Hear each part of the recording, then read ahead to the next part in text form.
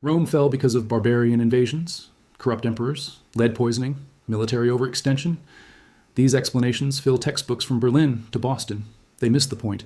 Rome's true collapse happened decades before the first Gothic army crossed the Danube in force. It happened in the coin purses of merchants, in the wage packets of soldiers, in the savings of every Roman who trusted the currency stamped with the emperor's face. Between 235 CE and 284 CE, the Roman denarius lost 99.5% of its silver content. A coin minted under Augustus contained 95% silver. A coin minted under Gallienus contained 0.5% silver. The rest was bronze, washed with a thin silver coating to maintain appearances. This was not gradual decline. This was systematic debasement. Prices increased by an estimated 15,000% during this period. A modius of wheat costing 8 denarii in 200 CE cost over 120,000 denarii by 301 CE, when Diocletian attempted price controls. Life savings accumulated over decades evaporated in months. Commercial contracts became worthless. Urban economies dependent on monetary exchange collapsed. This was history's first documented hyperinflation. Every hyperinflation since has followed the same pattern. Weimar Germany in 1923, Hungary in 1946, Zimbabwe in 2008, Venezuela today. And like every monetary collapse since, Rome's created winners. The archaeological record reveals these winners with precision. Villa estates expanded across Gaul, Hispania, Britain, and North Africa during the exact decades when urban centers contracted.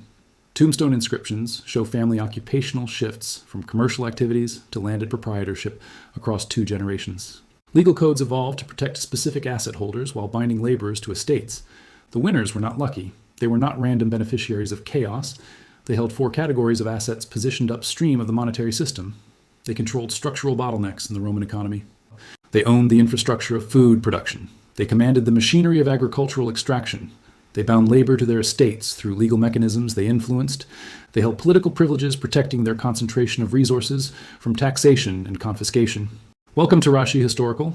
We follow the money, trace the power, and expose the history they never taught you in school. The Roman wealth transfer pattern repeats in every era of monetary instability. When currency loses value, those holding real assets prosper. Those dependent on wages, salaries, and cash savings suffer. This process accelerates wealth concentration. It destroys commercial middle classes. It creates 2-tier societies of owners and dependents.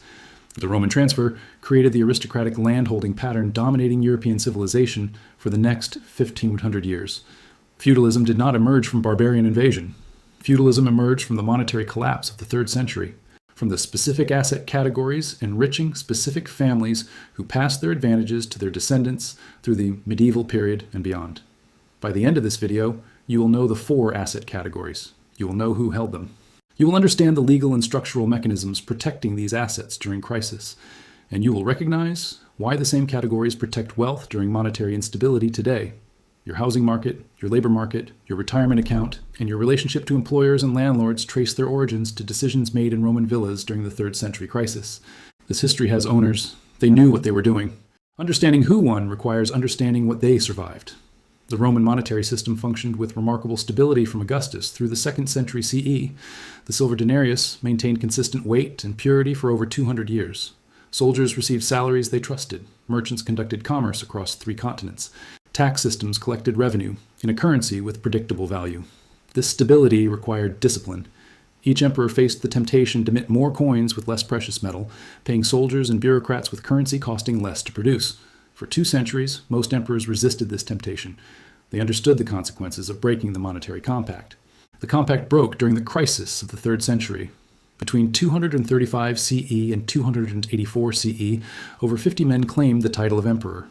Civil wars became continuous. The army demanded payment, and each claimant needed coins to secure military loyalty. The treasury lacked silver. Mines in Hispania and Dacia produced below capacity. Military expenditures exceeded revenue.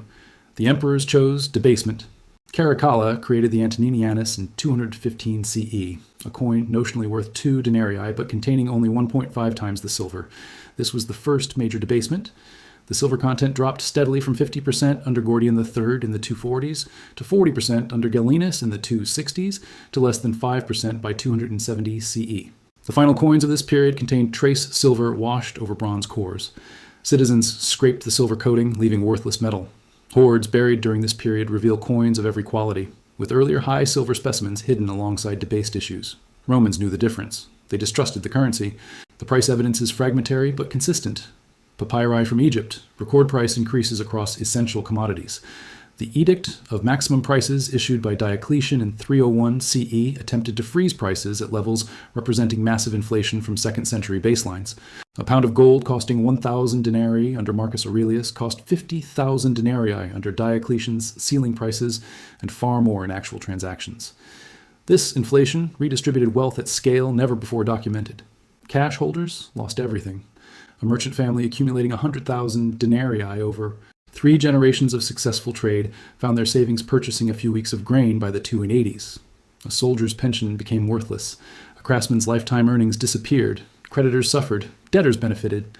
A landowner borrowing money to purchase an estate repaid the debt with worthless currency, keeping the land. This mechanism transferred wealth from urban commercial populations to rural landholders systematically. Cities contracted. Archaeological surveys of Gallic, British, and Spanish urban sites show reduced building activity, abandoned commercial districts, and population declined from mid-3rd century onwards. The cities recovered partially under Diocletian and Constantine, but they never regained 2nd century scale. Rural villa sites show the opposite pattern. The Romano-British villa survey data reveals building expansions at over 60% of excavated sites during the late 3rd and 4th centuries. Owners added rooms. They installed elaborate mosaic floors. They constructed larger granaries and additional agricultural processing facilities. They invested in production infrastructure. The wealth-leaving cities did not disappear. It concentrated in rural estates. The owners of these estates emerged from the monetary apocalypse with more resources, more land, and more control over labor than they held before the crisis. They held the 4 assets functioning as money substitutes during currency collapse: agricultural land, production infrastructure, bound labor, and political privilege. Land ownership determined survival during the Roman monetary collapse. The archaeological evidence is direct and abundant. Villa site surveys across the western provinces document expansion phases dating to the late 3rd and 4th centuries. In Roman Britain, the North Lay Villa expanded from a modest farmstead to a 60-room complex during this period. The Chedworth Villa added elaborate bathing facilities and extended mosaic coverage. The Bignor Villa reached its maximum extent with over 65 rooms. These expansions occurred while urban Britain contracted. Londinium, Verulamium, and other major centers show reduced occupation, abandoned buildings, and declining commercial activity. The wealth-leaving cities flowed to rural estates. The pattern repeats across Gaul. The Piazza Armerina Villa in Sicily, containing over 3,500 square meters of mosaics, reached full development during the early 4th century. Gallic villa estates in the Garonne Valley and the Moselle region expanded agricultural facilities and residential quarters during the monetary crisis decades. Land functioned as an alternative monetary system when the official currency failed. Landowners collected rents in kind. Tenants paid in grain, wine, olive oil, and other agricultural products rather than debased currency. These goods held stable value. A modius of wheat fed a family regardless of denarii prices. A jar of olive oil lit lamps and cooked food, whether the currency contained silver or bronze. Land also generated continuous production. Unlike a hoard of coins losing value through debasement, an estate produced new harvests each season. The owner extracted wealth from the soil through tenant labor. This extraction required no functioning monetary system. It required only land, labor, and the social or legal mechanisms binding workers to estates. The Corpus Inscriptionum Latinarum contains tombstone evidence documenting family transitions from commercial to landed wealth. Families identifying as negotiatores, traders, or mercatores, merchants in 2nd century inscriptions appear as possessores, landowners, in 4th century records. The commercial families surviving the crisis converted their assets to land before monetary collapse destroyed cash and credit holdings. Families failing to convert assets disappeared from the epigraphic record. Their monuments show no descendants. Their trades show no continuation. The silversmith guilds, the pottery workshops, the textile operations, dependent on monetary exchange, contracted or vanished. Land concentration accelerated through specific legal and economic mechanisms. Desperate smallholders sold properties to wealthy neighbors during crisis years. A farmer facing a bad harvest, unable to pay taxes and demanded currency he could not obtain, sold his land to a larger holder offering payment in kind or assuming tax obligations. The buyer absorbed the land. The seller became a tenant on property he formerly owned. This pattern repeated across the empire. The Codex Theodosianus contains laws from the 4th and early 5th centuries addressing land concentration and peasant flight. Emperors attempted to halt the process while simultaneously empowering the large holders they relied upon for tax collection and local governance. The legislation failed. Land concentration continued. By the late 4th century, senatorial families controlled estates spanning multiple provinces. Wealthy landowners in Gaul held properties in Africa. Italian senatorial families owned land in Sicily, Spain, and southern Gaul. These holdings insulated owners from regional disruption. A crop failure in one province meant little when harvests succeeded in three others. Smallholders lacked this diversification. A single bad harvest meant debt, then land sale, then tenancy. The monetary collapse accelerated this process by destroying the savings providing insurance against agricultural setbacks. The land ownership pattern surviving the 3rd century crisis persisted through late antiquity into the medieval period. The great estates, latifundia, of Roman senators became the domains of Frankish and Visigothic aristocrats. The legal privileges protecting these estates transferred to new owners who maintained the essential structure of concentrated land ownership and dependent peasant labor. You inherit this history. Modern land ownership patterns in Mediterranean Europe trace directly to late Roman and early medieval consolidation. The concentration established during the 3rd century monetary collapse shaped property distribution for over a millennium. Owning land generated wealth. Owning the infrastructure processing agricultural production multiplied this wealth. Roman villa archaeology reveals massive investment in production facilities during the monetary crisis decades. Excavated sites contain olive presses, wine production facilities, granaries, and grain processing equipment expanding in scale and sophistication during the late 3rd and 4th centuries. The villa at Setta Finestra in Italy contained a full oil production facility with multiple presses, storage jars capable of holding thousands of liters, and specialized processing rooms. Similar facilities appear at sites across North Africa, Spain, and southern Gaul. These installations required substantial capital investment. Their expansion during monetary crisis indicates available resources and anticipated returns. Production infrastructure created bottlenecks generating profits regardless of currency conditions. A farmer growing olives needed access to a press. Pressing equipment required specialized construction, skilled maintenance, and substantial space. Few smallholders owned presses. They brought harvests to villa estates, paying the owner a share of the pressed oil for access to equipment. This share payment occurred in kind. The villa owner received physical oil, a commodity with stable value and broad demand. The payment required no currency.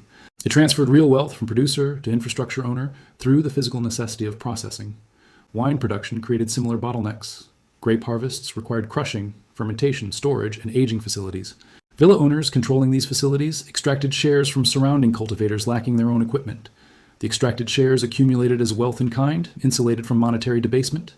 Grain storage provided different advantages. Granaries allowed holders time market sales, selling when prices peaked rather than at harvest when supply overwhelmed demand. Storage also provided lending opportunities. A villa owner with full granaries lent seed grain to struggling farmers, accepting repayment at harvest with interest calculated in grain quantities. These arrangements bypassed the currency system entirely. The archaeological signature of these activities appears in villa site plans. Production areas expanded during the crisis period. Storage capacity increased. Processing equipment multiplied. The villa at Chirigan in southwestern Gaul contained over 100 marble sculptures, elaborate mosaics, and extensive agricultural processing facilities. Owners invested artistic commissions alongside production infrastructure, displaying wealth accumulated through control of processing bottlenecks. These infrastructure investments required protection. Villa sites, from the late 3rd century onward, showed defensive modifications. Walls thickened, entrances fortified, towers added to corners. Owners anticipated threats to their accumulated wealth and constructed physical barriers protecting production facilities and stored commodities. The infrastructure owners held leverage over surrounding populations. Farmers needed access to processing equipment. Consumers needed access to processed products. The villa owner controlling this bottleneck extracted value from both directions. This leverage translated to labor control. Workers processing olives, crushing grapes, or moving grain operated within villa estates under owner supervision. The infrastructure created concentrated workplaces where labor discipline could be enforced. Infrastructure ownership also created barriers to entry for potential competitors. Constructing an olive press required capital, skilled labor, and time. During monetary collapse, capital became difficult to accumulate in any form. Skilled labor became scarce as urban craft populations declined. New infrastructure construction slowed while existing facilities increased in value. The families owning production infrastructure in 250 CE often owned the same facilities in 350 CE. Their descendants owned them in 450 CE. The barriers to competition established during crisis persisted through political transitions, barbarian settlements, and the emergence of medieval economic patterns. Modern agribusiness displays similar characteristics. Processing, storage, and distribution infrastructure concentrate in fewer hands than farming itself. The farmer growing crops depends on processors purchasing output, distributors moving products to markets. These bottleneck holders extract margins at each stage. The Roman pattern established this structural relationship. Monetary collapse accelerated concentration by destroying the savings and credit systems, allowing new entrants to construct competing facilities. The winners held infrastructure. The losers worked within systems owned by others. Land produced nothing without labor. The 3rd century crisis transformed free agricultural workers into bound peasants through economic pressure and legal codification. The colony system emerging from the monetary collapse tied workers to specific estates. Peasants became adscripti glybae, legally bound to the soil they cultivated. They could not leave estates without owner permission. Their children inherited their bound status. They occupied a legal category between free citizens and slaves. This system did not emerge from barbarian invasion or cultural decline. It emerged from economic pressures generated by monetary collapse and labor shortage. The crisis decades reduced population across the empire. Plague, warfare, and economic disruption lowered the number of available agricultural workers. Landowners competed for scarce labor. Workers attempted to relocate to estates, offering better conditions or higher shares of production. Large landowners responded by seeking legal mechanisms, preventing worker departure. The Codex Theodosianus contains laws from Constantine's reign, 306-337 CE, onward addressing colonist flight. An edict from 332 CE ordered fleeing coloni returned to their estates in chains. Subsequent legislation reinforced binding provisions, prevented colonist marriages outside estate populations, and imposed penalties on landowners harboring fugitive workers. These laws did not create the colonist system. They codified practices emerging from economic necessity during the preceding decades. The binding mechanism operated through debt. During monetary crisis, free farmers facing hardship borrowed from large landowners. Repayment became impossible as currency collapsed. Debtors surrendered land, becoming tenants. Further debts accumulated through seed loans, equipment rental, and advances against future harvests. The debt burden became permanent, passing to children. Landowners converted debt relationships into legal bondage by petitioning emperors for enforcement mechanisms. The laws binding colonies served landowner interests by preventing labor mobility. Emperors granted these powers because large landowners provided essential services: tax collection, local administration, and military recruitment. The exchange of political support for legal privilege concentrated control over labor in landowner hands. This labor control functioned as a capital asset. An estate with 50 bound workers held more value than an identical estate with transient free laborers. The bound workers could not leave. Their labor was guaranteed. Their children would provide future labor. This certainty commanded premium valuations in estate transactions. The tombstone evidence from the Corpus Inscriptionum Latinarum documents the transition. 2nd century funerary inscriptions mention free tenant farmers, seasonal workers, and mobile agricultural laborers. 4th century inscriptions show colony, their families, and their permanent attachment to specific estates.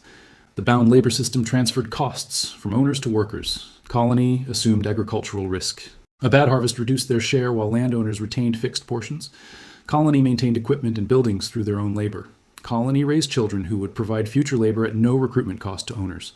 Owners captured productivity improvements. New techniques increasing yields benefited landowners through expanded shares. Colony lacked incentive for innovation since gains flowed to owners. The system optimized extraction rather than productivity. This structure persisted for over a millennium. The colony of late Roman Gaul became the serfs of Merovingian and Carolingian France. The legal categories evolved, but the essential relationship of bound peasants working land owned by aristocratic families continued through the medieval period until the Black Death's labor shortage enabled peasant demands for improved conditions. The labor market structures you inhabit descend from these arrangements. The expectation of steady employment at fixed locations, the legal frameworks governing worker mobility, and the power asymmetries between employers and employees trace lineage to late Roman legal innovations, binding workers to production sites. Modern economies abandoned formal bondage, but structural dependencies persist. Workers requiring employer-provided healthcare face mobility constraints, resembling colonist binding. Housing costs tied to employment locations limit relocation. Debt obligations constrain career changes. The mechanisms differ, but the extraction patterns resemble those established during Rome's monetary collapse. The 4th asset category protecting wealth through monetary collapse was political privilege. Legal exemptions, tax advantages, access to state contracts, and influence over legislation. Roman senators held extensive privileges distinguishing them from other wealthy citizens. They paid different taxes. They faced different courts. They accessed different administrative channels. These privileges translated to economic advantages, compounding across generations. The senatorial order expanded during the late Empire, incorporating provincial aristocrats seeking privilege protection. Constantine and his successors granted senatorial rank to reward political supporters, generating a larger class of privilege holders with shared interests in maintaining the legal advantages attached to their status. Senatorial estates enjoyed tax exemptions unavailable to ordinary landowners. Senators negotiated individual tax assessments rather than paying standard rates. They employed influence to reduce obligations, delay payments, and avoid enforcement actions. These advantages became decisive during monetary crisis. Tax obligations, demanded in failing currency, ruined ordinary farmers and modest landowners lacking political connections. Senators negotiated exemptions, paid reduced amounts, or arranged collection delays until currency stabilized. The differential pressure concentrated land in senatorial hands. Farmers unable to pay taxes sold land to senators who absorbed properties into holdings already enjoying favorable treatment. The tax system accelerated wealth transfer from unprivileged to privileged holders. Access to state contracts provided additional advantages. The Roman state purchased supplies, constructed buildings, and maintained infrastructure throughout the crisis period. These contracts paid in gold, in kind, or in favorable currency terms, unavailable to ordinary commercial transactions. Senatorial families securing contracts captured reliable income streams, while commercial competitors dependent on monetary exchange suffered. Military supply contracts proved especially valuable.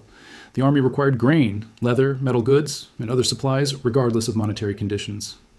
Suppliers meeting military needs received payment in gold solida, introduced by Constantine, or in requisitioned goods at official valuations. These arrangements provided senatorial contractors stable value flows during currency instability. Influence over legislation protected accumulated advantages.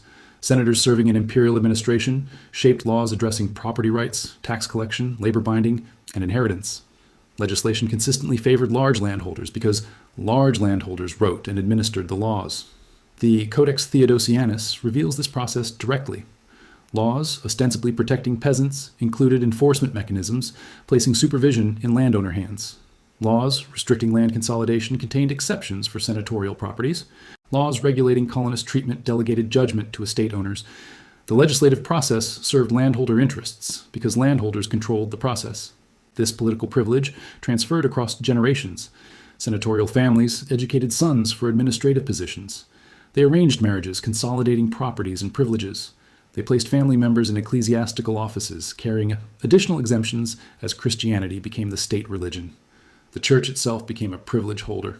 Imperial grants endowed churches and monasteries with properties enjoying exemptions, exceeding even senatorial privileges. Church lands could not be taxed, could not be sold, and could not be subdivided through inheritance. Properties donated to the church during the crisis period remain church properties today in some European countries. The privilege concentration, surviving the 3rd century crisis, established patterns persisting through medieval and early modern periods. European aristocracies, descending from late Roman senatorial families, maintained legal privileges, distinguishing them from common populations until the revolutionary period of the late 18th and 19th centuries. Modern societies formally abolished aristocratic privilege. The legal structures disappeared. The underlying patterns persist. Political access correlates with wealth. Wealthy individuals and entities influence legislation through lobbying, campaign contributions, and personal relationships with lawmakers. Tax codes contain provisions benefiting specific interests. Regulatory frameworks favor established competitors over new entrants. Enforcement patterns exempt connected parties while prosecuting those lacking influence. These mechanisms resemble Roman privilege structures. The formal categories differ. The functional outcomes align. The families winning Rome's monetary collapse won through the combination of all 4 assets. Land generating value, regardless of currency conditions. Infrastructure creating extraction bottlenecks. Bound labor providing guaranteed workforce and political privilege, protecting holdings from taxation and competition. Modern winners during monetary expansion periods hold similar combinations. Real estate portfolios generate value through appreciation and rental income. Infrastructure investments capture toll gate positions in economic flows. Labor relations favor employers through structural constraints on worker mobility. Political influence shapes tax codes, regulatory frameworks, and enforcement patterns. The Roman pattern is not ancient history. The Roman pattern is the template for wealth preservation during monetary instability. The families and entities mastering this pattern in your economy occupy positions structurally equivalent to those Roman senatorial families occupied in the 4th century. They know the playbook. They run the same strategies. The documented evidence from archaeological surveys, tombstone inscriptions, legal codes, and villa sites reveals precisely how wealth concentration occurs during monetary crisis. The mechanisms are visible. The patterns are clear. The outcomes are predictable. The wealth transfer happening during every monetary expansion period follows the Roman script. Assets positioned upstream of currency fluctuation capture value flowing from those dependent on wages, salaries, and savings denominated in the expanding currency. This process created the aristocratic order dominating Europe for 15 centuries. This process creates the wealth concentration patterns dominating contemporary economies. The question for you is simple. You now know the four assets. You now know the mechanisms. You stand where Roman commercial families stood in 240 CE, watching currency debase while certain asset categories appreciate. The Roman merchants who converted commercial wealth to land, infrastructure, labor control, and political access before the crisis peak survived and prospered. Those who trusted the currency, who maintained commercial positions dependent on monetary exchange, who believed imperial promises about currency stability, lost everything accumulated over generations. The historical record is clear. The archaeological evidence is direct. The legal documentation is precise. Rome's financial apocalypse created winners. Those winners held four specific asset categories. Their descendants dominated European civilization through the medieval period, Renaissance, early modern era, and in some cases through to the present day. The same assets protect wealth today. Land appreciates during monetary expansion. Infrastructure generates toll gate extractions. Labor market structures favor existing employers. Political privilege protects concentrated holdings. And this is the lesson Rome's collapse teaches. This is the pattern repeating across every monetary crisis since. The documented winners of history's first hyperinflation built the economic order you inhabit. Understanding their victory reveals the structural logic underlying wealth concentration in every era. They positioned upstream. They held real assets. They controlled bottlenecks. They bound labor. They influenced legislation. You have the same information they had. You see the same patterns they saw. The question is whether you act on knowledge or whether you trust currency stability as Roman merchants trusted the denarius in 240 CE. The archaeological record will document the outcome either way.